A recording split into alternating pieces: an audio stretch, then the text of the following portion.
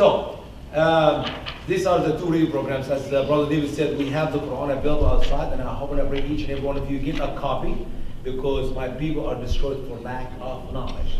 We do not have a clue what Muslims believe, as we're going to see in our presentation today. And by reading the Quran, we'll know exactly what Islam is. Not by hearing the Muslims, because they're professional liars, and not by hearing our politicians, because they live in with political correctness, and not by watching the TV, because they're just myths. They're just myths.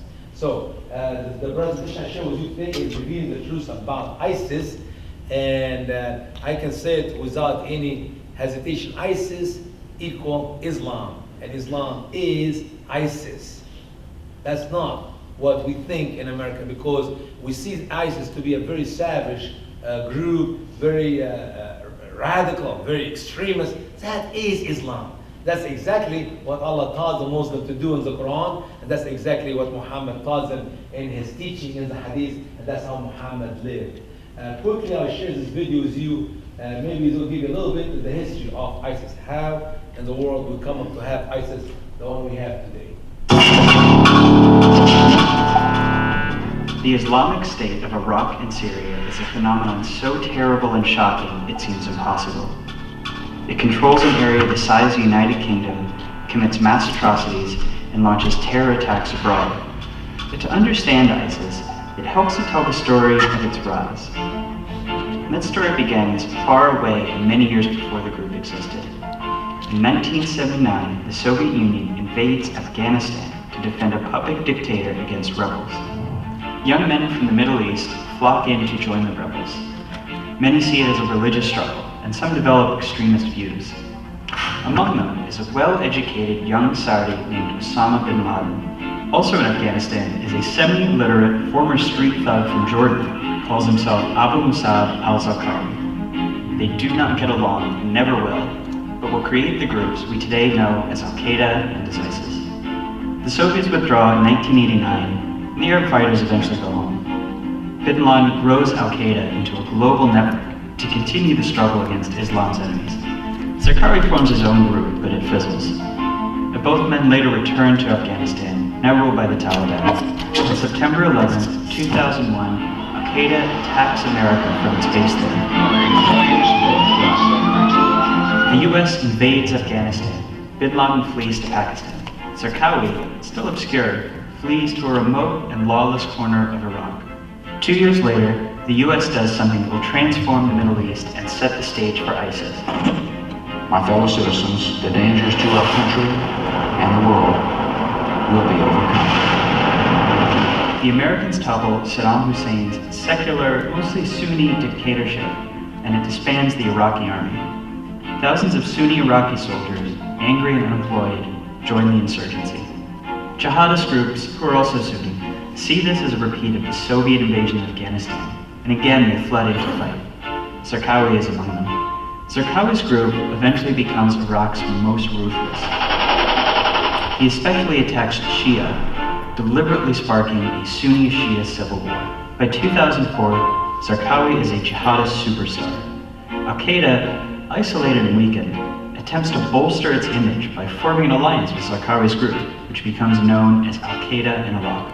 But in 2006, Iraq's Sunnis rise up against Zarqawi, and the US kills it in an airstrike. Over the next few years, Al-Qaeda in Iraq is largely defeated.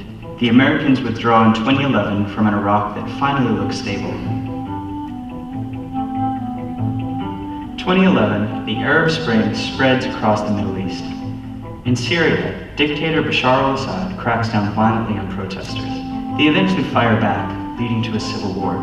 Assad fears the world will intervene against him, so he releases jihadists in large numbers to Syrian prisons, tinging the rebels with extremism and making it harder for foreigners to back them. Back in Iraq, what little remains of Zarqawi's group is still allied with Al-Qaeda, but now known as the Islamic State in Iraq. It's led by a bookish religious scholar who calls himself Abu Bakr al-Baghdadi. In 2012, Baghdadi sends a top deputy to Syria to start a new Al-Qaeda branch to fight alongside the rebels, Jabhat al-Nusra. Baghdadi attacks a series of prisons in Iraq, frees former jihadists and recruits new ones, growing stronger.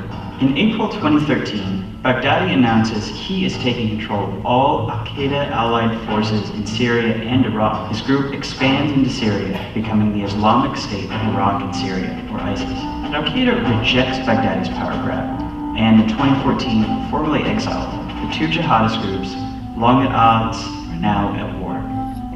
ISIS grows powerful in Syria, in part because Assad tolerates its rise, which he does because it divides his enemies within Syria, and because foreign powers are too focused on ISIS now to worry about Assad. By June 2014, ISIS has built an army in Syria, and it launches a military-style invasion into Iraq. The Iraqi army, weakened by corruption, folds with little fight, and many Sunnis are tired of their Shia-dominated and increasingly authoritarian government, and welcome, or at least tolerate, ISIS's arrival. Within days, ISIS controls a third of Iraq and a big part of Syria. ISIS's goal is more audacious than anything imagined by Al-Qaeda: to revive the ancient caliphate and expand it to encompass all Muslims. It earnestly believes its holy war will then bring about the apocalypse as foretold in Scripture. We'll stop here. This is a quick history of where ISIS come from. So, two guys, Osama bin Laden, rich, very educated, from Saudi Arabia. A guy by the name of Abu al-Zarqawi from Jordan, uneducated, rebel, street rebel, and they actually started Al-Qaeda, and from Al-Qaeda in Iraq too, we have ISIS. I do not believe the names could be called ISIS today, because ISIS stands for the Islamic State of Iraq and Syria, but I will call them IS, the Islamic State. Since with the blessed hard work of Mr. Barack Hussein Obama, as he now exists in 28 countries, I'm not going to be able to put 28 initials in one name and be able to pronounce it. So it's just IS, Islamic State. Now, as you see on the board here, that is the logo. That is their flag. As a matter of fact, here it is, in this picture, their flag. A black and white flag. The media know how to call this flag an evil flag. And if you ask the media why this flag is evil flag, they'll tell you because it's ISIS flag. Do you know what is written on that flag? No. Do you care about knowing what is written on that flag? No. As a matter of fact, if they know what is written on that flag, they will never call it an evil flag because of the political correctness and the stupidity of our leaders. We will call it something else. Let me give you the proof. Do you know what is written here? Very simple sentence. It goes to say, La ilaha illallah Muhammad Rasulullah. Okay? La ilaha illallah Muhammad Rasulullah. Let me show it to you on a different flag. Here we go. Green and white. What do we have here? La ilaha illallah Muhammad Rasulullah. Same word. With a sword, in case you cannot read Arabic. You know what is that flag? That is Saudi Arabia flag. This is our allies flag. Wait a minute. Same flag? Yeah. Different color? Yeah. One is evil, one is good? Yeah. Why? Because of the color? No. As a matter of fact, if I go with the color, that flag is bad, worse than the other flag because they have a sword. At least ISIS flag does not have a sword. That's the problem. We American people do not have a clue what Muslims really believe. Do you know that what we read here on that flag, it is what is written in every textbook in our public schools all over America? Including your public schools, the one your children or your grandchildren will go to, they're going to be learning that statement as if it is truth. Because that is the foundation of Islam. ISIS flag came out of the Shahada, the statement of faith, which in it they say, we bear witness that there is no God except Allah and Muhammad is the messenger of Allah. As a matter of fact, Muhammad taught us a wonderful thing about that saying here. Listen how Muhammad started his Islam. First of all, Mr. Barack Hussein Obama knows exactly what is written in that flag. You know why? Because every morning when he wake up and he wash his hand, and wash his feet with his hand, and he would look at his finger in his hand. Oh, he have a ring. Do you know what is written on that ring? The statement, which is a shahada. The first half, there is no God except Allah. La ilaha illallah. It's on his ring. And if you ask him why you wearing that ring, it's a gift given to him by his mama from Indonesia. I will never wear that ring if it's given to me by the angel. Not a mama, by anything. Why? Because this is very, very terrible. Where we know that statement is terrible, it is the words of Muhammad himself. That's how Islam began. Here's what Muhammad said about the Shahada. I have been commanded to engage in war against people till they testify to the fact that there is no God but Allah, and believe in me that I am the messenger, and in all that I have brought. Do you hear what Muhammad said about the Shahada?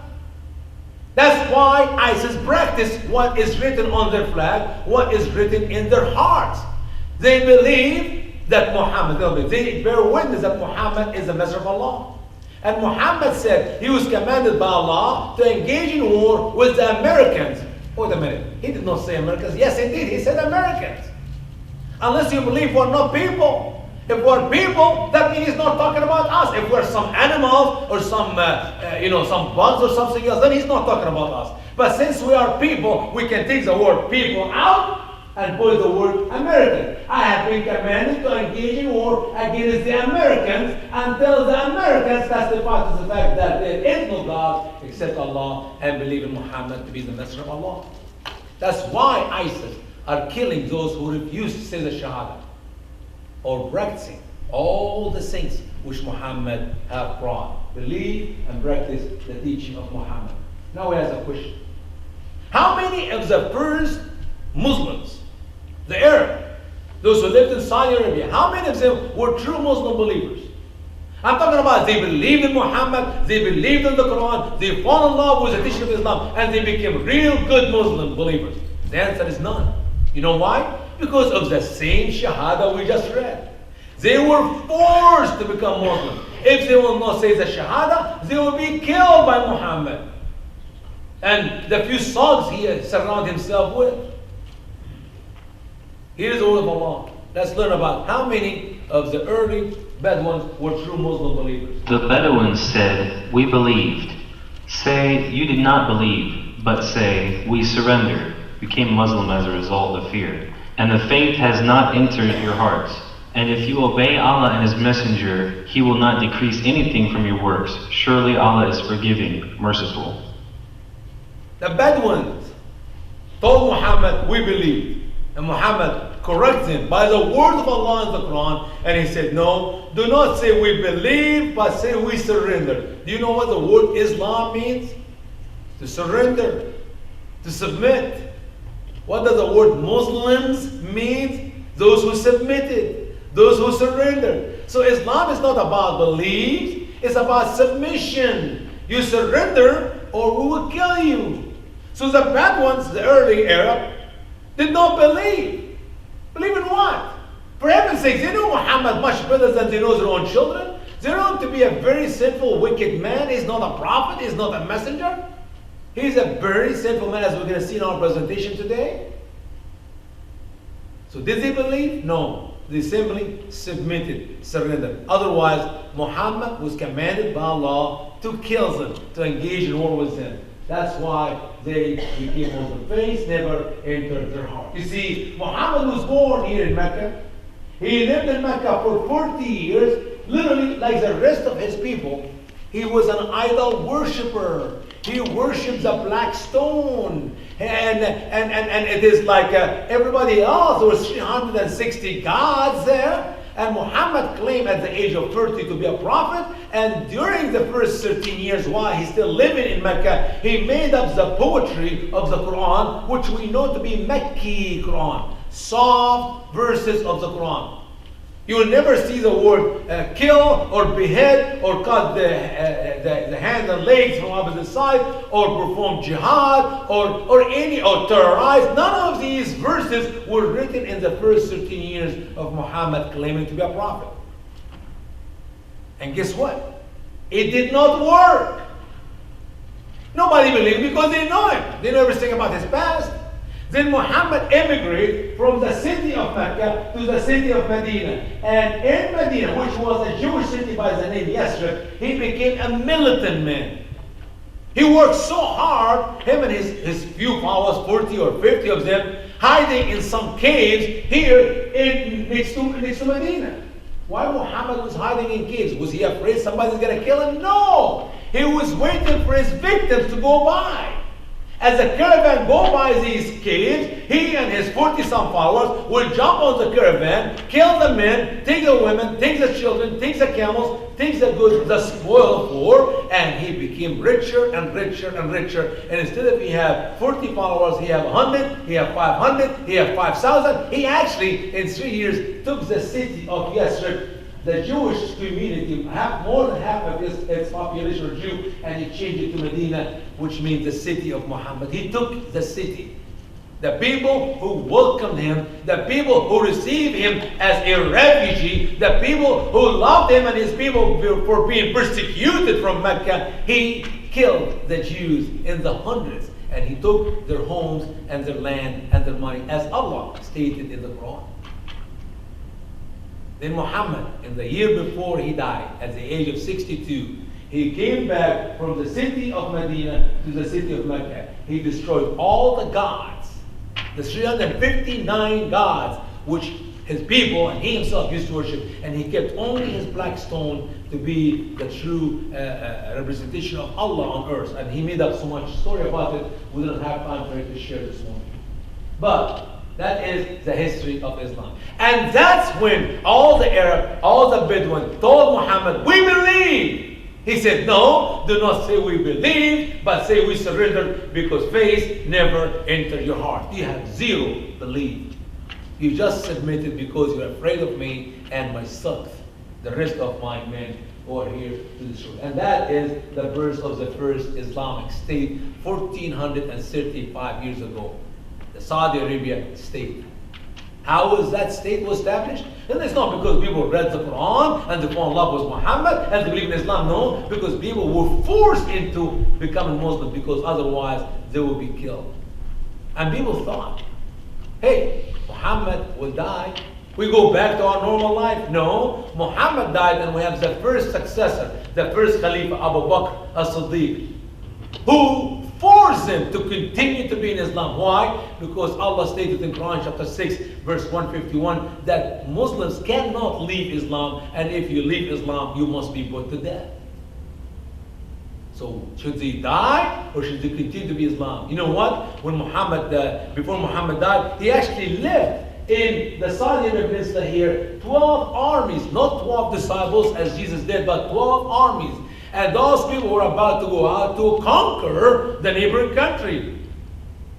But because of those who apostate from Islam, left Islam, their journey has been hindered for a few weeks or few months, when Abu Bakr Siddiq killed all those who tried to leave Islam. And these wars was the first war among Muslims, a civil war, which is known by Muslim scholars, the war of apostasy.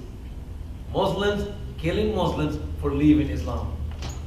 Now, things settled down, and the Saudi Arabia Peninsula became the first Islamic state. So these 12 armies left Saudi Arabia to go to the neighboring country, and they invaded many of the neighboring country. And now the Islamic State grew from Saudi Arabia, as you see it on the map. Just 100 years later, they were able to take over all these lands. And people submitted, and people became Muslims. Not because they believed Muhammad, not because they read the Quran, not because they loved the teaching of Islam, because the invasion forced the Egyptian and the Libyan and the Moroccan and the Algerian and the Sudanese and the Yemeni and the Somali and the Iraqi and the Syrian and the Jordanian and the Lebanese. They were forced to become Muslims. In my home country, Egypt alone, 4 million Christian men were slaughtered. And the wives and the daughters were raped by the Muslim savage men. And Egypt changed from a Christian country to a Muslim country just in 100 years. That's not what they teach our children in our public schools in America today. They actually tell them the Egyptians loved the Muslims and loved Islam, and they converted to Islam after the Muslim invaded their country. Even the word invaded is there in the textbooks. How can people fall in love with those who are invading them? Have you ever heard that in your dream even? No. It's a propaganda history written to make our children in America fall in love with Islam, not knowing the true history of Islam. None of the Egyptians believed in Islam. None of the Iraqi believe in Islam. None of the Syria believe in Islam. As a matter of fact, 87% of the people whom Muslim has invaded never read the Quran, not in Muhammad days, not until today, because simply they cannot even read the Quran in the Arabic language. The Irani, the largest state in the world, or terrorists in the world today, they never read the Quran and they cannot read it, because the Quran was just translated lately to the Farsi, but the Iranian people cannot read Arabic. And as Muslims always say, if you don't read the Quran in Arabic language, you're not reading the Quran. The Quran, only Quran, the word of Allah, is the Arabic language. If you translate it to any other languages, it is no longer the words of Allah. What is the Muslim agenda? To stop there? No. Their agenda is their plan to take over the entire world. And we, the people of the West, because of our ignorance of Islam, because of our stupidity of political correctness, we're doing everything we can here in America to bring Muslims to America. Yes, a Democrat would love to load your city here with Muslims, as they're doing every cities in America. They're super stupid. They have no clue what they're doing to your country. They would rather have Trump locked in prison and bring one more Muslim to America, because they're super stupid. I believe Mr. Barack Hussein Obama is the one who made ISIS. He created ISIS. Why do I say that? Because I'm a Republican and I hate the Democrat? No. Because I'm a white and I hate the black? No. Because I'm Islamophobic? No. Because that's the truth. I do not believe we won the war in 2011. We didn't. As a matter of fact, Mr. Bush knew it for sure that we did not. What we did is we sent so many insurgents, thousands and thousands of our soldiers, and guess what? Muslims are smart. They know the Quran. Allah said in Quran chapter 47 verse 35, do not be weak and do not call for peace when you have the upper hand. What does it mean, the upper hand? Mean have more soldiers, have more weapons, you can fight and you can win. Don't make peace, kill them all. What if the enemy have larger number of soldiers? What if the enemy have larger amount of weapons? What Muslim will do? They'll be weak, then they call for peace. And that's exactly what happened under Bush. We did not kill the Al-Qaeda members. They simply shaved their beard. They wear the normal clothes. They have the cease of fighting temporary until the right time comes. That's why Mr. Bush told Mr. Obama, when you become a president, I'm sorry, that didn't say 2011, I mean 2008, 8, before Mr. Trump came to power in 2009. I gave you the wrong date. He told, do not leave Iraq. If you leave Iraq, you're going to create vacuum, which means what? Those who shave their beard, guess what? If you don't shave your beard for 3-4 weeks, what happened to your beard? Grow back again. They will rise up again because we did not kill them to start with. We what? We rounded 6,000 of them, put them in Gitmo. We're talking about hundreds of thousands there. We got 60,000 of them. What about the rest of them? They're there. They just shaved their beard, the beard grew back again, and Mr. Obama did not do exactly the advice of Mr. George W. Bush. Not only he created the vacuum for Al-Qaeda to rise up, he actually left for them all the weapons he needed. I mean, we took these tanks there. What's so hard for us to bring the tank back to America? We took these guns there. What's so hard to put these guns in our ships, in our airplanes, and bring it back to America? No, we left it there for the Iraqi army. Iraqi army? Are you kidding me? If Mr. Barack Hussein Obama spent $500 million to train 4 soldiers, what army?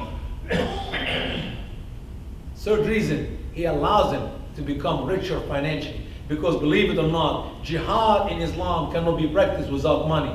Allah said in the Quran, those who believe and immigrated and performed jihad with their money and their lives. Money comes before lives. If you don't have money, you don't have army, you don't have jihad. And where the money comes from? Mr. Obama knows exactly where the money is coming from. It's coming from Saudi Arabia. And it's coming from selling oil in the black market to the country of Turkey. And he allowed it to happen all these 3 years where he really pretending to go on war with ISIS. No, he did not fight ISIS. He created ISIS for these 3 reasons and more. We're not going to get to it this morning. So, here's what Mr. Barack Hussein Obama said about ISIS before we even know their names, ISIS, they were just some group affiliated with Al-Qaeda. President Obama speaking out about America's deadliest enemies. His choice of war is getting a lot of attention. In an interview with the New Yorker magazine, he compares groups linked to Al-Qaeda to an amateur basketball team. Quote, "The analogy we use around here sometimes that I think is accurate is if a JV team, meaning junior varsity team, puts on Lakers uniforms, that doesn't make them Kobe Bryant," end quote. They're nothing, Mr. Obama said. That group of Al-Qaeda, they're little kids wearing some big team uniform and playing in the back of the churchyard. No, they're more than little kids. They're a big group. They're actually, as we saw in our video, came to Iraq from all over the world. We're not talking about Iraqi fighting in Iraq. We're talking about Egyptian Muslim fighting in Iraq, Libyan Muslim fighting in Iraq, Sudanian, Somalian, Yemeni, and Kenyan Muslim fighting in Iraq. I mean, from all over the 57 Muslims. As a matter of fact, there were American Muslims who are fighting in Iraq, and there are European Muslims who are fighting in Iraq with Al-Qaeda. That is the reality of that group in Iraq. Not just some Iraqi people from all over the world. It is a holy war. It is a jihad, and we know it, and we didn't do anything about it to stop it. But things changed. You see, this ISIS crossed the line. They actually beheaded 2 American journalists, Jim and Steve. And Mr. Obama had to speak to the American people. When 2 Americans are beheaded, that's a no. He had to do a speech. And I waited for that speech. And I thought Mr. Obama would confess he made a mistake. He would confess that he did not do what is right to get rid of this group, and he maybe make a commitment, and he made a promise to the American people that he would do everything he can to annihilate, to remove that group from the face of the earth. But in reality, he didn't do that at all. He actually, in this 3-minute speech, apologized for the Muslims, to the Muslims, as a Muslim man. He gives the American people and the Muslims who live in America all the reasons why ISIS is not Islamic group. And that is the heart of our seminar. What I'll be doing right now is I'll be playing for you the statement of Mr. Barack Hussein Obama, and I'll be rebuttaling to you. You see, I just did a debate a good 2 months ago with a Muslim lawyer from South Africa by the name whatever, Mustafa Hussein, whatever his name was. You can go online and find the debate. If I remember his name later, I'll mention it to you. Yusuf Ishmael, by the name Yusuf Ishmael. So you go online, Usama Daktok versus Yusuf Ishmael, is ISIS a true representation of Islam? And what the Muslim did, believe it or not, from that speech of Mr. Obama, they got all the major 8 points why ISIS are not Islamic. So now we can debate the Muslims, and the Muslim will say exactly what Mr. Obama said. ISIS is not Islamic because it's number 1 and 2 and 3 and 8. Okay, 8 reasons. And I took these 8 reasons and I opened the Quran, as I'm going to share with you this morning, and I will assure you that each and every objections Mr. Obama or any liberals or any Muslims in the West will say these are the reasons why ISIS is not Islamic. I will use the same point to prove to you that is why ISIS is Islamic. As a matter of fact, ISIS are the only true Muslim believers in the world today who are crossing the T's and dotting every I in their life, not just in their teaching, in their life. They are willing to kill even their own to practice the words of Allah in the Quran. So here we go, Mr. Barack Hussein Obama in his speech, and as I said, I will cut it to small pieces. I did not edit a word. As a matter of fact, I repeated his words. So where I'm going to stop to rebuttal him, that's where I'm going to pick up. There's no editing. I have the entire video. If somebody's interested to watch it, I can play it to you after the service. Here's the first segment, what Mr. Obama said. ISIL is not Islamic. No religion condones the killing of innocents. No religion condones the killing of innocents. No religion condones the killing of innocents. So the first reason Muslim will tell you ISIS is not Islamic is because simply they are killing innocent people. And no religion condones the killing of innocents. Really? Maybe Mr. Barack Hussein Obama needs to read the Bible. Because there are plenty of religions we read about in the Bible who kill innocents. Do you know how they worship Baal?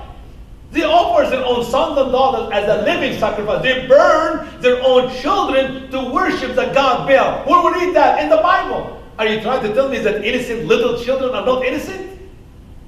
So there are plenty of religion in the world. If you do some study, you see people offer their own children as a sacrifice to please false gods.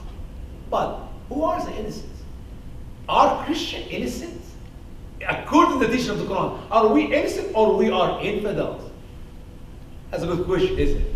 Here we go. Quran chapter 5, verse 72. It teaches about, are Christian infidels or are they innocent? Infidels indeed are those who said, surely Allah is the Christ, son of Mary. Every Christian who ever believes that Jesus Christ, son of Virgin Mary, is God, 100% they're infidels. You are an infidel. Do not believe the Muslims in America when they tell you, well, we believe in Jesus and we believe in the gospel and we believe in Christianity. No! The Jesus of Muhammad has nothing to do with the Jesus of the Bible. The gospel of Muhammad has nothing to do with the gospel of the Bible, and the Christianity of Muhammad has nothing to do with the Christianity of our belief in the Bible. We are infidels simply because we believe Jesus is God. How about Christians who believe in Trinity? Father, Son, Holy Spirit. Here's what the Quran said about those Christians. Infidels indeed are those who said, surely Allah is the third of three. You are a believer in Trinity? You are an infidel. Indeed. So we're not innocent. In Islam, only Muslims are innocent. Everybody else are called infidels. And here's the fact. The punishment of the word of Allah to every infidel. It is written throughout the Quran. I'm just giving you a few verses here and there. And you can read the entire book to read the rest of the story. Here's what Allah said about the punishment of the Christians according to the word of Allah in the Quran. So, when you meet those who became infidels, so strike the necks until you have made a great slaughter among them. To behead Christians by the hand of ISIS, as it was in the days of Muhammad, by his own hand and his early companion's hand, it is the teaching of the Quran. It's not because they are beheading Christians that means they're not good Muslims and they're radicals. No, because they are beheading Christians, that means they are 100% true Muslim believers. Because that is what Islam is all about. War. Mr. Bush taught us for 7 years after September 11th that we're not in war with Islam. Really?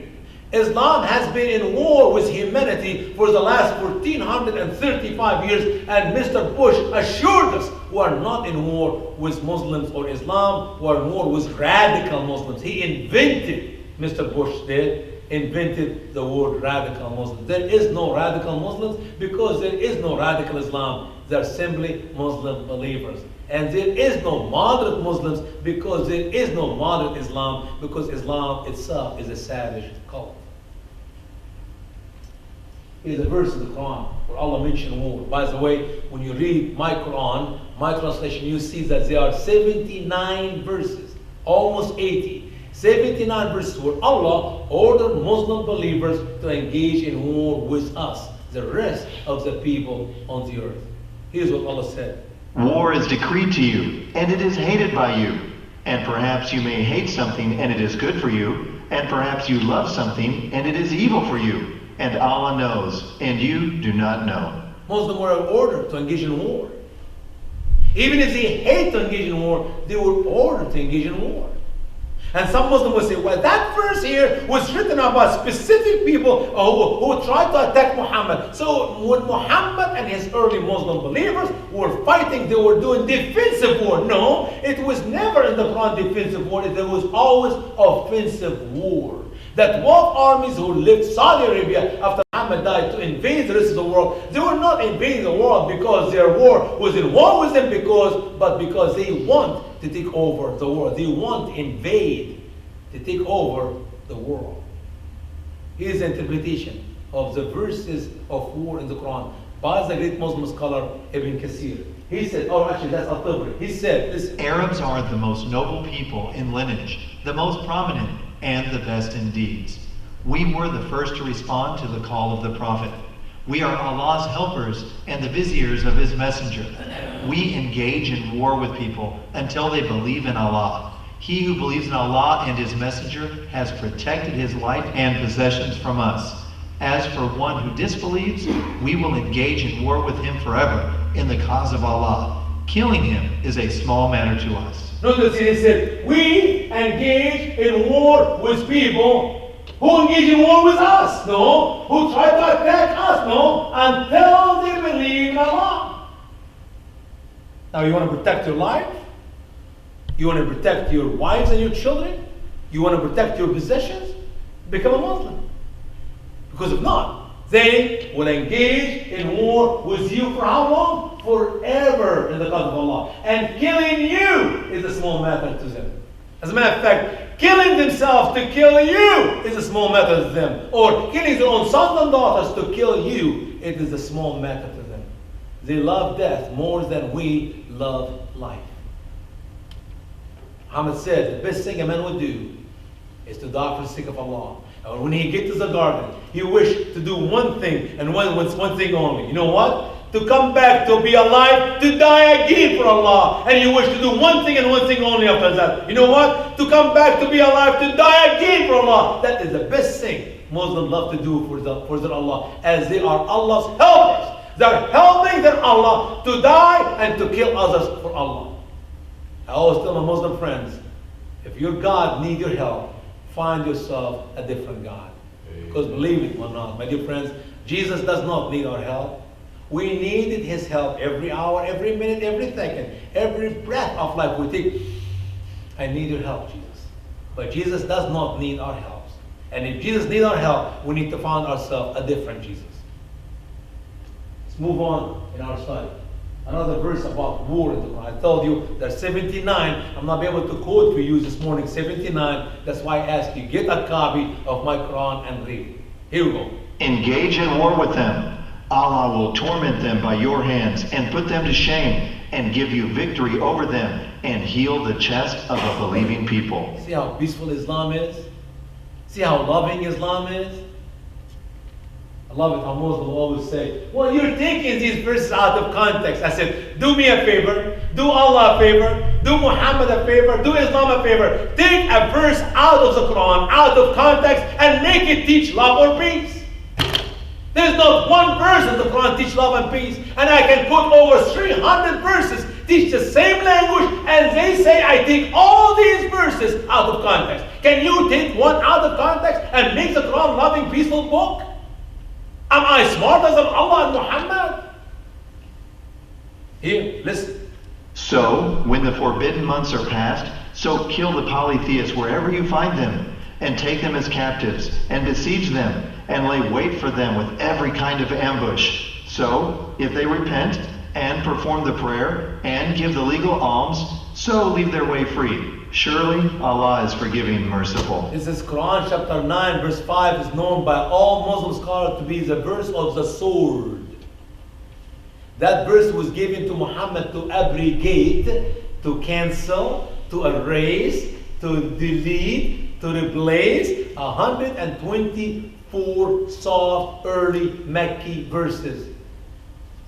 There's a very important document we have in the beginning of our Quran. It's called the Doctrine of Abrogation. Read it. As a matter of fact, I want you to read the cover of my book before you read the Quran to get to the right way, how to understand the Quran with all the tips and all the material we put before you get to the reading of the Quran itself. So 3 things. They're going to kill the men. They're going to take the women and the children as captives or concubines or slaves, or they repent, convert Islam. If they convert Islam, then let their way free. Welcome to the reality of Islam. Another verse, 929.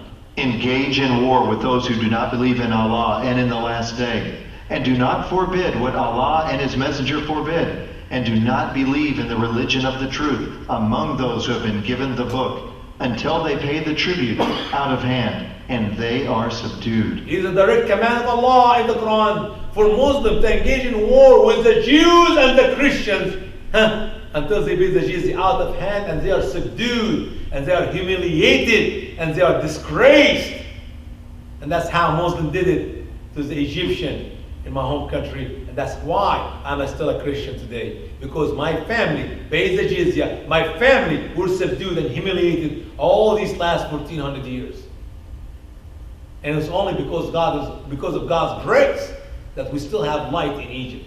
we still have Christians live in Egypt. And even until last week, they're still killing us. They kill us every week. They kill us every month. There is not 1 month in the history of Egypt. As a matter of fact, we know for certain now, every 1 hour, 6 Christians are killed all over the world by the hand of the Muslims. Every hour. In this 2-hour service, there are 12 Christians has been killed in the world simply because they are Christians by the hand of the Muslims.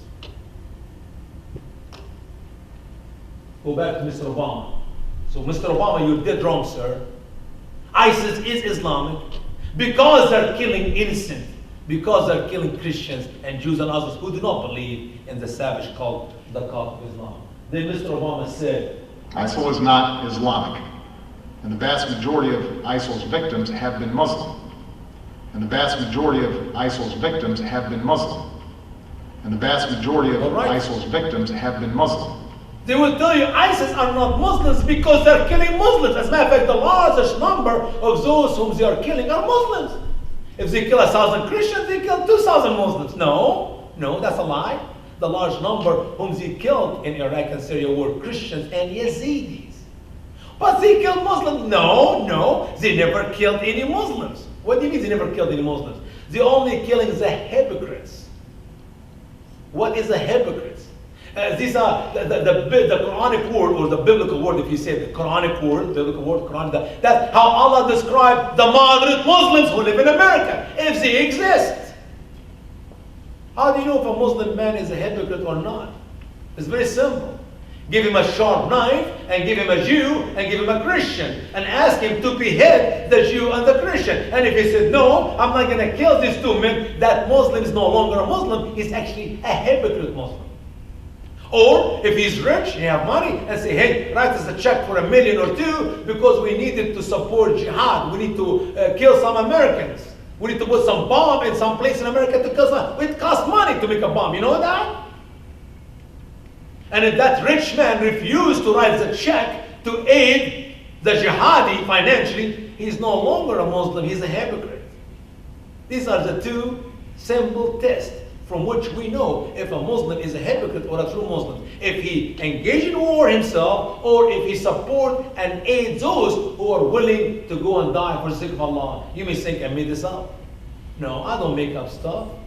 Because I know Muslims would love to catch me make up something wrong so they can use it to shut me down. But guess what? These are the words of Allah. Quran chapter 3 and verse 167. Here we go. Muslims killing hypocrites. Who are the hypocrites? Here is the word of Allah. Quran 3:167. Listen carefully.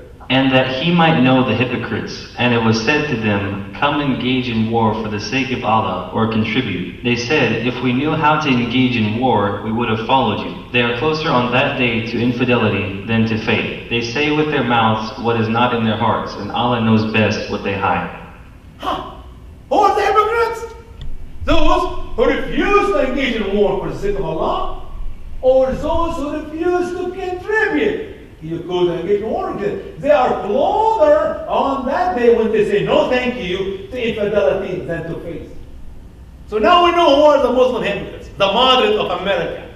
Those who will not kill you, or will not pay somebody money to kill you. What is the punishment of the hypocrites?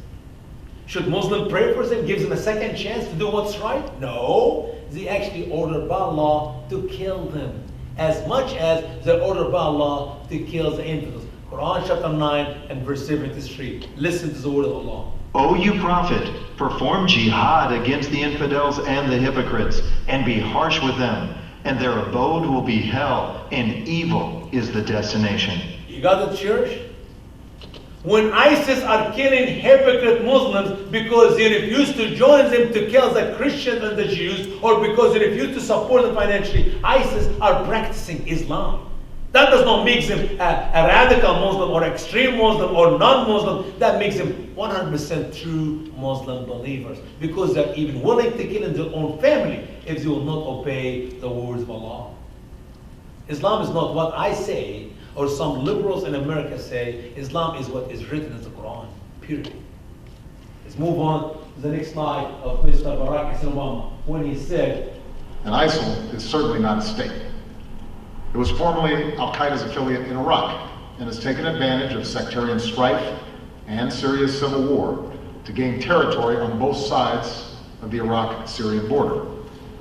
It is recognized by no government, nor by the people it subjugates. And ISIL is certainly not a state. Why ISIS is not a state, Mr. Obama? Because he refused to call them a state. Period. They are not recognized by America. They are not recognized by France. They are not recognized by Germany. They will never be recognized by any of these countries. They are a bunch of coward, wicked countries, including America under Barack Hussein Obama. ISIL is not a state. He couldn't even give them the right name, for heaven's sake. Their name is ISIS, not ISIL. The Islamic State of Iraq and Syria, not the Islamic State of Iraq and the Levant. Why Mr. Obama used ISIL, Levant, instead of Iraq and Syria, Iraq and the Levant? Because Mr. Obama does not believe the right for Israel to exist. When he mentions the region, you don't have to mention the countries in the region, just the region. Wait a minute. Do you know that the Levant includes the country of Lebanon? How many members in Lebanon are members of ISIL? None. Why? Because all the Muslims of Lebanon are Shia. They will not allow a Sunni ISIS to exist there. How about Egypt? We have the Sinai Desert as part of the Levant. How many members of ISIS members live in Sinai Desert? None. How about Jordan? None. Or maybe some of the Shiites there and some Sunni. But wait a minute. He's calling it the Levant. The Islamic State of Iraq and the Levant. You see, that man was so smart. He's the only one who invented ISIL instead of ISIS, because he's the only one in the modern world or the Western world who hates Israel. He hates them from day one until he left the house. He tried to destroy the country in many ways, and he could not, because it's God's people and it's God's land, period. And the day America will turn its back against Israel, we will be cursed by God Almighty. As he stated in the Bible, I bless those who bless you, and I will curse those who will curse you. Promise from God is not true. It's not a game. It's 100% true. America will be destroyed someday. You may call it Mother Nature. I call it Father God. The hurricane, the tornadoes, the earthquakes, the flood and the fire, all these is God's hand, God's fingers. He can do it to America at any time. And I believe this is coming to America when we truly turn our back against Israel. So, ISIL is not a state because Mr. Barack Hussein Obama does not want to cause them a state. Let's see how much ISIS have did until that time. Here we go. To date, more than 170,000 people, mostly Christians and Shiites, were killed in Iraq by ISIS. Why is nobody talking about this genocide? Very simple, brother, because nobody acknowledged ISIS to be a state. And what is the date there? 31st of July 2014. So the real number is over 450,000. 450,000 has been killed by ISIS under the watch of Mr. Barack Hussein Obama. I'm not talking about 3,000 Americans in September 11th. I'm talking about 450,000 men. What about the wives and the daughters? They were sold as slaves. You know who wasn't? The rest of the Muslim rich countries. They bought your sisters and the Yazidi young ladies as slaves. When? 2011, 2012, 2013, 2014, 15, until today. Why? Because the Quran teaches it's okay to have slaves. It's okay to buy and sell slaves, as Muhammad himself practiced his own book. How about this one here? ISIS committing mass genocide against Christians as world stands silent, says Franklin Graham. Yes, indeed. Not the world stands silent. The church in America sit in the pew in silence. How many churches in America complain about the killing of Christians in Iraq and Syria? Not this church, not any church in America. As a matter of fact, I have not yet heard of a church stand up in the street sign and corner, hold a sign, and they say, stop the killing of Christians in Iraq and Syria, or in Egypt and Sudan, or in Yemen and Somalia, in any country in the Muslim world. We don't do that in America. Why? Because we are living in the greatest sin of all, the sin of silence. When is the church going to wake up? I don't think the church will ever wake up. I'm sad to tell you that the Muslims will be in America in the next 20, 30 years to kill the Christian of America, and the rest of the world will stand silent for you, America. Why? Because when it's time for you to speak out, he did not. And when the same problem is going to happen to you, nobody will speak for you either, because then it will be too late. Last piece about that genocide here. It is genocide, and the world seems largely silent about it. Genocide perpetrated by Islamic State against Christians, Yazidis, and other religious minorities of Syria and Iraq. And their methods are unimaginably cruel and heinous, Graham wrote in the Facebook post on Monday. The message which the ISIS member used to kill the 450,000 Christian and Yazidis and other people there was cruel and vicious and is sick. And I love it how the Democrats complain about Mr. Bush by dropping water, because he used to waterboarding the Muslim prisoners in Gitmo. Literally what they do is they put the Muslim guy upside down and they put water on their face, drop water on their face, and psychologically he will think that he's drowning. And he was like, okay, I'll tell you. Whatever you want to know, I'll tell you, please. And he was screaming, and then he stops the water and he will give us the information we need out of him. You know how many we did that for? 4 people. Out of 6,000 plus soldiers we got, Muslim soldiers we got there. 4 people. And the Democrats complain that it's cruel. That's not the American way. That's not how we do it. Even though they benefit from it, because from that message, we know where Bin Laden lived in Pakistan, and that's how Mr. Obama assumed he killed him, and that's how he got the second term for 4 years. Have not Mr. Obama killed Bin Laden, he would have a 0 chance to win the second term. It was a victory point. It is a touchdown point.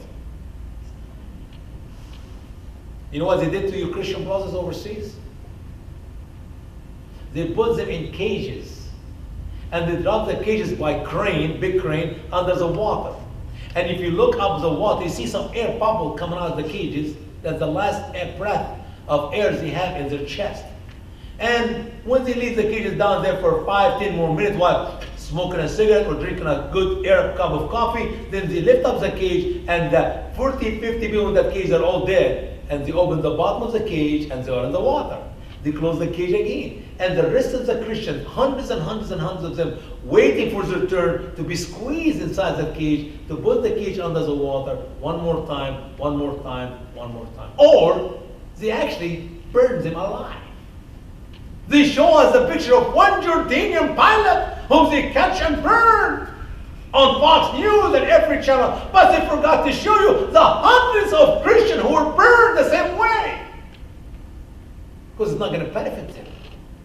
They use ISIS killing a Muslim Jordanian pilot as a propaganda to convince you that ISIS is not Muslims, because if they're Muslims, they will not kill their own Muslim soldier. No, they killed a man who engaged in war with Allah. That Jordanian pilot who was dropping bomb on ISIS, he must be put to death according to Quran chapter 5, verse 32. But they forgot to mention to you the burning of hundreds of Christians. How about the massive graves? When they dig a big hole as a church, and they actually shot them in their head, one bullet to be sorry for them before they cover them with dirt. Or sometimes they say, well, you know what? Don't waste the bullets, just cover them with dirt. And today when we open these massive graves, we see that all those who died in that graves have sand in their lungs, which means they were buried alive. And I can go on and on and on different methods, cruel methods they used to kill our Christian brothers. And then don't forget, they took the wives and the daughters to rape them, to sell them as slaves, as there many of them are alive today as slaves in the Muslim world. And what the church have done about this in America? How about nothing? We don't even want to talk about that. Do you know that when we contact 100 churches to tell them, we would love to come to teach the truth about Islam, not 1 or 2 of the 100 will accept me, and they say, okay, come speak to us. I'm talking about conservative Baptist churches in America. No, I'm not talking about the liberal, the Catholic, and the Lutheran, and other who don't care less about the truth. I'm talking about Southern Baptists, conservative Baptists. They're not interested anymore to hear the truth about Islam because it makes the people uncomfortable, or because we do not have time. We're busy. Call us in 2022. We'll maybe put you on the new calendar for the next 10 years. God help us. Next slide from Mr. Obama. He said, ISIL is a terrorist organization, pure and simple. and it has no vision other than the slaughter of all who stand in its way. ISIL is a terrorist organization, pure and simple, and it has no vision other than the slaughter of all who stand in its way. ISIS is a terrorist organization, pure and simple. Therefore, I know for sure they're Muslims. Muslim believers. Why did I say that? Because I'm a little bit smarter than you because I read the book. What book? The Quran. How many of you have read the Quran? Put your hands up. My translation? All right. One. Brother David, of course, he has my book. Two. You see what's happening? And I promise, if I go to a big church right now in Louisiana, who have the 600 and 800 members, you maybe see one or two. And guess how many people are in the church Sunday morning? Less than 2, 3. Let's say we go for 20% of the American people. So 80% of the American people have no clue what Islam is. And out of the 20% who claim to be a Christian, I believe 2% are Christian. You get out of every church less than 0.1%. In simple words, nobody in America have a clue what's written in the book. Because nobody in America care about reading the book. The Quran. The manual. The holy book. The answer for the problem of America. Why Mr. Trump have a hard time to close the border or to stop Muslims to come into America who want us to be dead? Because the simple Democrats are standing against him. Why he cannot have a better voice, a louder voice to shut him down? Because he himself never read the Quran. And if he read the Quran, he will not be able to read it to the American people because it's not politically correct. Because Muslims will say, you're taking these verses out of context. You misunderstand the verses. You're not a scholar, Mr. Trump. And they maybe will ask for him to resign. They will impeach him if he dare to read the Quran to the American people. My people are destroyed for lack of knowledge. It's a book. It costs $20. You can read it in less than 24 hours. And you can save your country. It's all in the book. It's all in the book. Allah is Satan. Allah is Satan. Allah is a terrorist. Allah's angels are terrorists. Muhammad was a terrorist. And every Muslim believer is called to be a terrorist. Says who? You summon that? No. Allah himself in the Quran. Can you imagine if I open the Quran right now and I share with you, Allah say, I am a terrorist. My angels are terrorists. My Muhammad is a terrorist. And you Muslim believers must be terrorists. Now we got the answer. Why is it doing that? I need to know why the Muslims are doing that. They did it in England, they did it in France, they did it in Germany, they do it here, they do it there. Why is they doing that? And the question has been asked a million times. Why? What was the motivation? Why he or she did what they did? It's very simple, you useful idiot. Because Allah in the Quran said to do it. Because Islam teaches to do it. Because that's what they are here for, to kill us. Says who? Says Allah. Here we go. Quran chapter 3, verse 151. Listen about who Allah is according to His own word in the Quran. We will cast terror into the hearts of those who became infidels because they partner other gods with Allah, which He did not send down with any sultan. And their abode is the fire, and evil is the place of the unjust. Allah is telling us, we will cast terror into the heart of the Christians and the Jews, the infidels. So when I say I will cast terror into your heart, that make me what? A good man or a terrorist? Allah is a terrorist. Let's go to Quran chapter 8, verse 12. When your Lord revealed to the angels, I am with you, so make firm those who believe. I will cast a terror into the hearts of those who became infidels, so strike above their necks and strike off every finger from them. You hear Allah's word? Allah is telling His angels, you strengthen, affirm the believers, those who believe, not radicals, the believers. I, Allah, will cast a terror into the heart of the infidels. What the believers will do? They behead the infidels. They cut their fingers and their toes. And when ISIS do that, we call them terrorists, and we call them what? Non-Muslims. No, they are 100% Muslims because they follow Allah, the terrorists. How about the next verse? 8:60. Listen carefully. And prepare for them whatever power you can, and of the tying of horses. strike terror into the enemy of Allah and your enemy and others. Without them, you do not know them. Allah knows them. And what you spend from anything for the sake of Allah, it will be repaid to you, and you will not be dealt with unjustly. Allah is asking the Muslim believers to strike terror into the heart of the enemy of Allah and the enemy, and saying what? And others, without them, you do not know them. They were actually ordered by Allah to terrorize people they do not know. Who are these? The Muslim believers. Quran chapter 59 verse 2 says the same thing, but finally Quran chapter 59 verse 13. Listen. You are a greater terror in their chests than Allah. This is because they are people who do not understand. Muslim believers are greater terror in the chest of the Christian, of the American, of the Jews, of any non-Muslim. Every Muslim believer are called by Allah to be not just a terrorist, but be even greater than Allah. People will fear the Muslims than they fear Allah. You see what's happening here? ISIS is the terrorist. Simple. Easy and simple, what Obama said. They're not Muslims. No, they are Muslims because they are terrorists. You follow my point?